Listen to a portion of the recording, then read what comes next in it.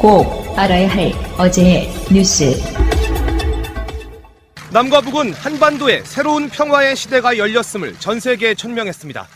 문재인 대통령과 김정은 위원장이 발표한 공동선언문은 크게 세 분야로 나눠졌습니다. 먼저 이전에 중단됐던 남북 협력을 복원해 자주 통일의 미래를 앞당기는 데 뜻을 모았습니다. 이산가족 상봉과 적십자 회담을 재개하고 동해선과 경의선, 철도와 도로를 연결하기로 한 겁니다. 이를 위해 개성에 남북 공동 연락사무소를 두고 빠른 시행을 위해 고위급 회담도 열기로 했습니다.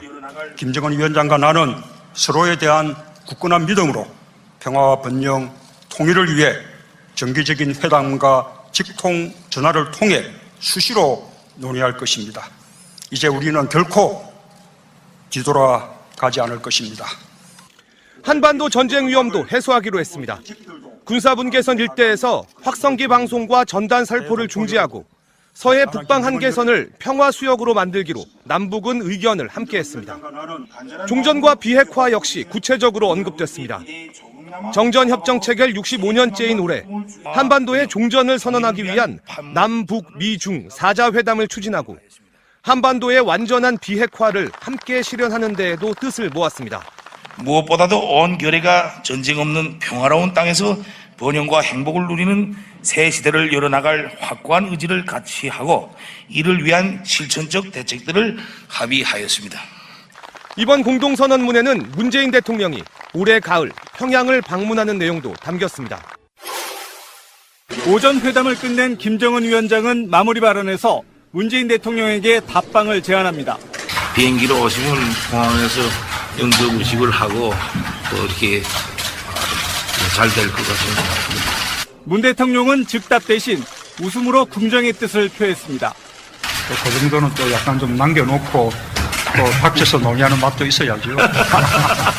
결국 선언문에는 문 대통령이 올가을 평양을 방문하기로 명시됐습니다. 한반도 평화 정착을 위해 추가 정상회담이 필요하다는데 양측 모두 공감한 겁니다.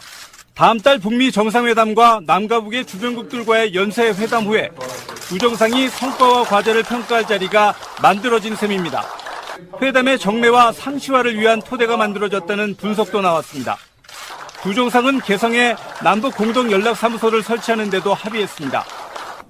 민간 교류와 협력을 원만히 보장하기 위하여 쌍방 당국자가 상주하는 남북 공동 연락사무소를 개성 지역에 설치하기로 하였다.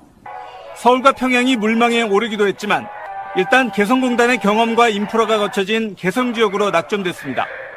오늘 만남이 남북 해빙의 첫걸음이라던 두 정상은 많은 기대와 희망을 하는 채 올가을 두 번째 만남을 기약하게 됐습니다. 두 정상이 어깨가 닿을 듯 손이 스칠 듯 다리 위를 걷습니다. 판문점 자유의 집 오른쪽에 있는 도보다리 위로 나선 친교 산책입니다. 산책 내내 문재인 대통령은 손짓까지 섞어가며 뭔가 계속 이야기하고 김정은 위원장은 고개를 끄덕이며 듣습니다.